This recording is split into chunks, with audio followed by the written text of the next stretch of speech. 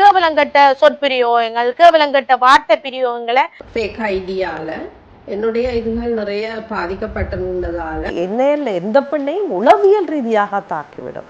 உள்ளூராட்சி சபையில கிடைத்த இந்த 25% இடஒதுக்கீடு மாகாண சபையிலும் பாராளுமன்றத்திலும் 25% கிடைக்க வேண்டும். එදා මෙදා තුර ශ්‍රී ලංකා ඉතිහාසයේ අවස්ථා කිහිපයකදීම රාජ්‍ය පාලනයට කාන්තාවන් එක් වූ අවස්ථා දැකගන්න පුළුවන්. අනුලා සුගලා කල්යාණවතී වැනි රචනයන් ඊට උදාහරණ සපයනවා. ශ්‍රී ලාංකීය ඉතිහාසයේ ආරම්භයේ සිට කාන්තාවන් පොදු කටයුතුවලට සහභාගී වූ බවත් පුරාවෘත්තවලින් පිළිවනවා.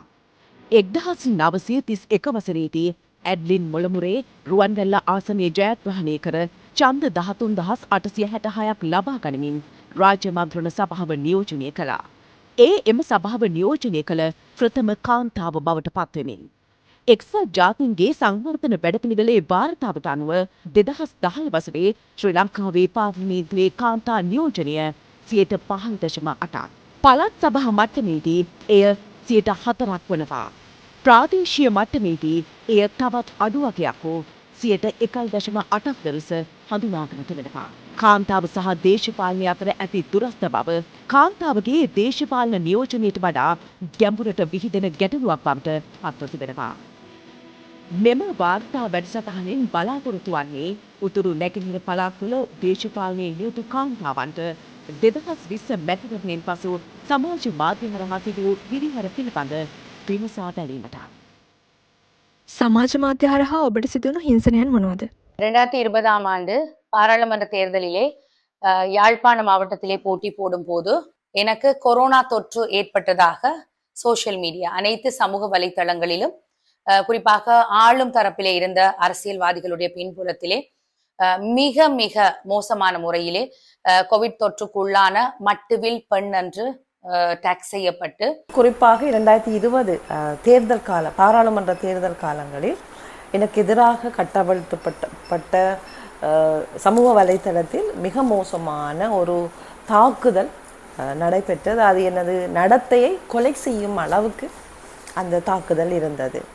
எந்த பேரில் ஒரு ஃபேக் ஐடியை பாவிச்சு என்னட்ட இருக்கிற ஃபேஸ்புக் இதை விட அது கொஞ்சம் வித்தியாசமான முறையில் ஒரு ஐடியை பாவிச்சு யாரோ ஒருவர் வேறு அரசியல்வாதிகளை பொதுவாக குறிப்பிட்ட ஒரு நபரை தாக்குற மாதிரி நிறைய வெளியிட்டு கொண்டு வந்தாங்க. முகப்புத்தகங்கள்ல நீங்க பாத்தீங்கன்னா பெண்களை கேவலமாக எழுதுகிற பக்கம் எல்லாம் இருக்கு, ஃபேக் ஐடி எல்லாம் இருக்கு.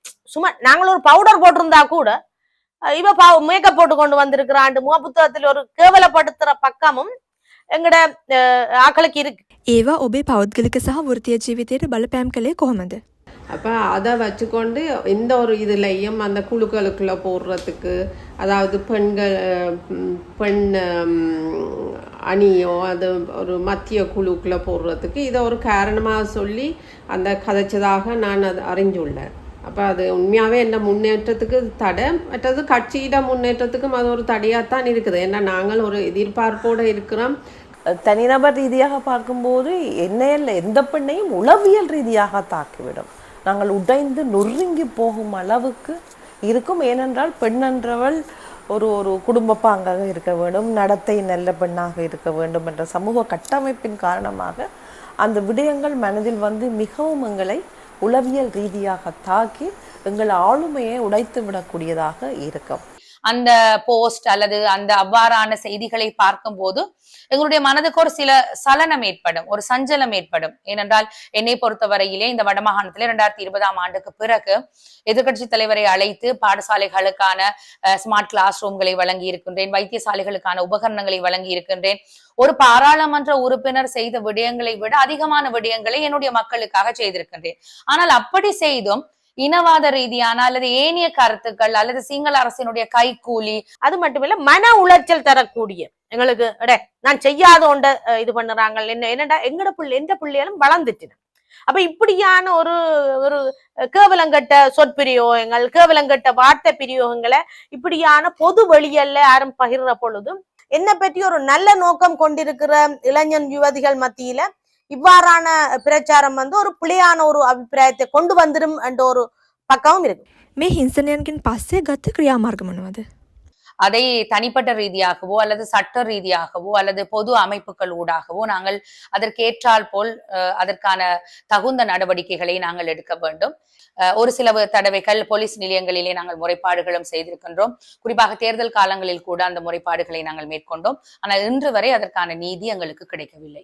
அடையாளமுள்ள சமூக ஊடகத்தாரும் மற்றும் ஊடகங்களும் மிகப்பெரிய அளவில் சப்போர்ட் கிடைத்தது. அமைதி காத்ததும் யாருக்கும் பதில் சொல்லாமல் இருந்ததும் தான் என்னுடைய ஒரு யுக்தியாக இருக்கின்றது. நேரடியாக காவல்துறைக்கு கம்ப்ளைண்ட் பண்ணியிருக்கலாம், மேலதிகமாக சட்ட நடவடிக்கை எடுத்திருக்க வேண்டும். வெளிநாட்டில் இருந்து இயங்கும் இந்த சமூக வலைத்தளங்களுக்கு எதிராக நான் சட்ட ரீதியான நடவடிக்கைகள் எடுத்திருக்க வேண்டும். ஃபேக் ஐடியாவில் என்னுடைய இதுகள் நிறைய பாதிக்கப்பட்டிருந்ததால் அந்த அந்த தேர்தல் காலத்தில் எனக்கு அது ஒரு பெரிய ஒரு இம்பேக்டை தந்தது. அதால் நான் என்ன செய்தேன்னா, எனக்கு அந்த நேரம் அந்த சைபருக்கு போய் கம்ப்ளைண்ட் பண்ணுற விவரங்கள் அதுகள் அந்த அந்த விடயங்கள் பெருசாக தெரிஞ்சிருக்காட்டிலும் நான் ஒரு போலீஸ் கம்ப்ளைண்ட் தான் போட முடிஞ்சது. என்னை பற்றி மோசமாக முகப்புத்தகத்தில் எழுதினதுக்கும் நான் பட்டுக்கோட்டை போலீஸ்ல முறைப்பாடு செய்திருந்தேன். அப்ப ஒரு அமைச்சராக அதுவும் ஒரு மகளிர் அமைச்சராக இருந்த பொழுது எனக்கு அவதூறான செய்தியை முகப்புத்தகத்தில் எழுதினதுக்கு ஒரு நடவடிக்கையும் இல்லை. හිංසනයන්ට ලක්ුණේ නැත්තම් වෘත්තීය ජීවිතය වෙනස් වෙන්න තිබුණේ කොහොමද? சில பேர் அவங்களோட அரசியல் வாழ்க்கையில விட்டு விலகக்கூடிய நிலைக்கும் வந்திருக்கு. ஏன்னா இதை அந்த ஒரு அரசியல் வாழ்க்கையிலேருந்து பொம்பளைகளை பெண்களை அகற்றுறதுக்குரிய விதமாயும் நடத்தி கொண்டு இருக்கிறார்கள். இந்த அனுபவம் என்னை வலிமைப்படுத்தி இருக்கின்றது. சமூக ஊடகத்தை எப்படி பாவிப்பது, எது சொல்ல வேண்டும், எது சொல்லக்கூடாது, எப்படி பதிவுகளை போடுவது, இப்படியான தாக்குதல் நடந்தால் அதை எவ்வாறு கையாள்வது என்பது பற்றி மற்ற அரசியலில் இருக்கும் அல்லது வரப்போகும் பெண்களுக்கு கற்றுக் கொடுப்பதற்கு இது எனக்கு பெரிய உதவியாக இருக்கின்றது. எங்களுடைய வாழ்க்கையில நாங்க என்னத்தை சாதிச்சிருக்கிறோம், நாங்க வாழ்ந்த வாழ்க்கையில எந்த விடயங்களை முன்னெடுத்திருக்கிறோம் அல்லது மற்றவர்களுக்கு முன்னுதாரணமாக இருந்திருக்கிறோம் என்பதற்கு ஒரு எடுத்துக்காட்டாக வாழ விரும்புகிறேன். எனவே இந்த உள்ளூராட்சி சபையில கிடைத்த இந்த 25% இடஒதுக்கீடு மாகாண சபையிலும் பாராளுமன்றத்திலும் 25% கிடைக்க வேண்டும். எந்த விதமான இந்த சமூக வலைத்தளங்களூடான தாக்குதல் கிடைச்சாலும் அதை கடந்து நாங்க வெற்றி கொள்வோம். எனக்கு மட்டும் இல்லை, என்ன சார்ந்தவர்கள், என்னுடைய குடும்ப உறவுகள், என்னுடைய நண்பர்கள் எல்லாருக்குமே இது ஒரு தாக்கத்தை செலுத்துற ஒரு விஷயமா தான் இருக்கும். என்னடையும் பணபலமும் இல்லை. ஒரு பணபலம் இருக்கிற ஒரு ஆளாண்டா ஒரு 4 பேரை இந்த முகப்புத்தகங்களுக்கு பதில் எழுதக்கூடிய மாதிரி ஆக்களை வச்சுக்கொண்டு நாங்கள் இதுக்கு ரெஸ்பான்ஸ் பண்ணுறதுக்கு நாங்கள் போடலாம். මේ වගේ ප්‍රශ්නවලට මුහුණ දෙන දේශපාලඥවරයන්ට අවශ්‍ය සහයෝගය ලැබෙනවා කියලා හිතනවද? நாங்கள் இலங்கையிலே கேம்பெயின் ஃபைனான்ஸ் லோ என்ற ஒரு சட்டத்தை கொண்டு வருவதற்காக போராடி கொண்டிருக்கின்றோம். அவ்வாறு ஒரு சட்டம் உருவாக்கப்படும் போது அனைவரும் சமதளத்தில் அந்த தேர்தல் செலவுகளை செய்ய முடியும். இலங்கை சட்டத்திலே மாற்றம் கொண்டு வரப்பட வேண்டும். இந்த உள்ளூராட்சி சபையில கிடைத்த அந்த 25% மாகாண சபையிலும் பாராளுமன்றத்திலும் சட்டமாக்கப்பட வேண்டும். எது எப்படி என்று சொன்னாலும் நாங்க காலம் கேட்கல. ஆக குறைந்தது 10 வருடங்கள், அதாவது 2 தடவைகள் இந்த 25% இடஒதுக்கீடு சட்டமாக்கப்பட வேண்டும். உண்மையில எங்களுக்கு போராட முடியாமல் இருக்கு. யாரோட போராடுறது, யார்கிட்ட நீதியை கேட்கறது? இது என்னென்றால் உங்களுக்கு நாங்கள் கேட்டதை செய்ய இல்லையன்றோன்னு கேவலமாக முகப்புத்தகத்தில் எழுதுறது, எங்களை பற்றி விமர்சிச்சு பேசுறதால தாங்கள் ஒரு உலக அளவில ஃபேமஸ் ஆகிடுவோம் என்று நினைக்கிறோம். அப்படியான ஆக்களுக்கெல்லாம் கதை சொல்ல வேண்டிய தேவை எங்களுக்கு இல்லை. இலங்கையை பொறுத்தளவில் இன்னும் அதற்குரிய முறையில் அதாவது சப்போர்ட் சிஸ்டம் இலங்கையில் இல்லை. பெண்களுக்கும் சமூக ஊடகங்களை எப்படி பாவிப்பது, இப்படி நடந்தால் அதை எவ்வாறு கையாள்வது என்பது பற்றிய விழிப்புணர்வு காணாமல் இருக்கின்றது. அரசியல் கட்சிகளை எடுத்துக்கொண்டால் இந்த மாதிரியான தாக்குதல் நடத்துவதற்கு எதிராக அவர்கள் முதலில் பட்ஜெட் ஒரு நிதி வைத்துக்கொள்ள வேண்டும். பெண்களுக்கு சமூக ஊடகத்தை எப்படி பாவிப்பது என்பது பற்றிய மேலதிக பயிற்சிகளை தர வேண்டும். இப்படியான தாக்குதல் செய்யக்கூடாது என்று பொதுமக்களுக்கும் அவர்களுடைய கட்சிக்காரர்களுக்கும் அவர்கள் ஒரு விழிப்புணர்வை ஏற்படுத்த வேண்டும். உண்மையாக சொல்லப்போனால் அந்த ஹெரஸ்மெண்ட்ஸுக்கு நான் பொதுவாக என்னோட சேர்ந்த சக அரசியல்வாதிகளுக்கு நான் தைரியத்தை கொடுத்துருக்குறேன். நான் வேறு விதத்தில் நல்லா ஃபேஸ் பண்ணுங்க, அதை முகம் கொடுங்க.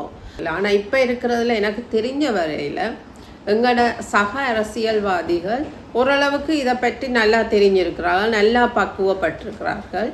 කාන්තාවන්ගේ සහයට දේශපාලනිකව බලාපොරොත්තු වන වෙනස මොකක්ද?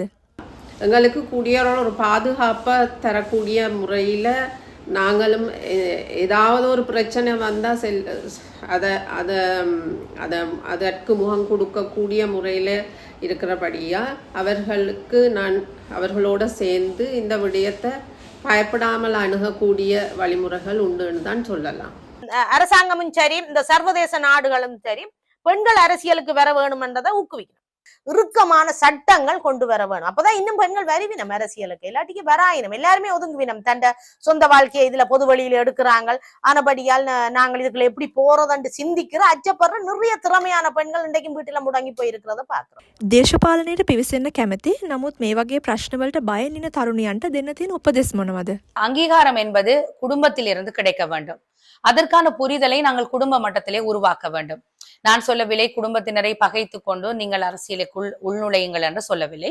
இதை கடந்து சட்டம் மூலமான மாற்றம் கொண்டு வரப்பட வேண்டும். கட்சிகள் அதற்கான அங்கீகாரத்தை கொடுக்க வேண்டும்.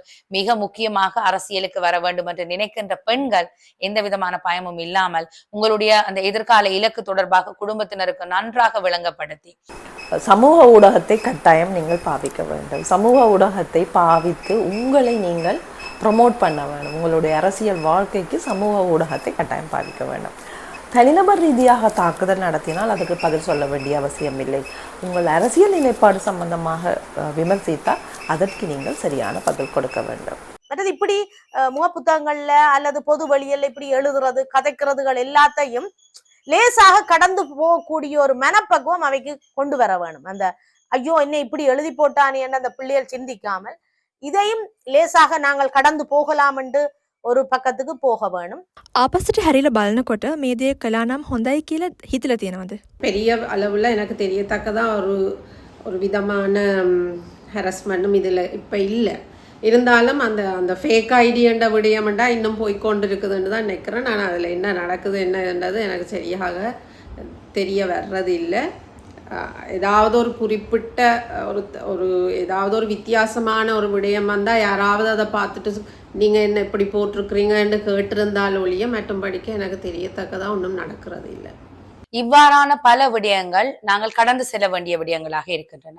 ஆனால் எப்பொழுதாவது சில இடங்களிலே நின்று நிதானித்து நாங்கள் திருப்பி அடிக்க வேண்டிய நிலைமை இருக்கும். அவ்வாறான இடங்களிலே நாங்கள் சட்டத்தின் உதவியை நாடி மிகச்சரியாக அவர்களை அடையாளம் கண்டு அவர்களை சட்டத்தின் முன் நிறுத்துவதற்கான நடவடிக்கைகளை மேற்கொண்டிருக்கின்றேன்.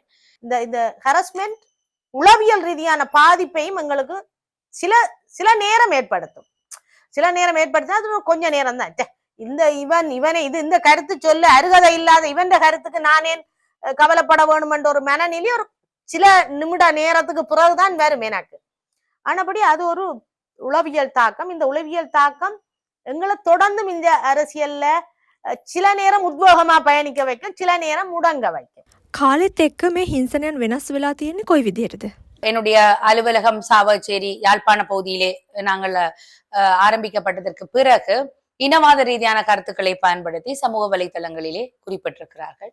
என்னுடைய புகைப்படத்தோடு எந்த விதமான மாற்றமும் ஆண்கள் மத்தியிலோ அல்லது வேறு விதமான அரசியலிலே தடை ஏற்படுத்தக்கூடிய ஒரு குழுவினருடைய எண்ணங்கள்ல மாற்றம் ஏற்படவில்லை. ஆனால் எங்களை பொறுத்தவரையில நாங்கள் அவற்றை கடந்து எங்களுக்கான இலக்கை நோக்கி பயணித்துக் கொண்டிருக்கிறோம். மிக மோசமானதுதான் இந்த தாக்குதல். முதல் பதிவுகளை எழுதினார்கள் என்னுடைய நடத்தை. இப்போது வீடியோ கால்களில் திடீரென்று அழைத்து அனுமதி கேட்காமல் சொல்லாமல் இப்படியான ஹராஸ்மெண்ட்டும், அதாவது டிஜிட்டல் செக்ஷுவல் ஹராஸ்மெண்ட் என்று சொல்லலாம். ඕනෑම ශේෂ්ත්‍රයක් තුළ කාන්තාවන්ගේ විකාශනය අවම වීමට හේතු වී ඇත්තේ ඔවුන්ට පැමිණෙන නොයෙක් බාධාවනුයි. දේශපාලන ශේෂ්ත්‍රය තුළද එය එලෙසම සිදුවනවා. නමුත් කාන්තාවන් යනු හුදෙක් බාධක කප්කටළු හමුවේ නොතැලී ශක්තිමත්ව ඉදිරියට ඇදෙන කොට්ටාශයක්. ඒ බව පසක් කරවීමට මෙවැනි කාන්තාවන් වර්තමානයේ කදිම උදාහරණ සපයනවා.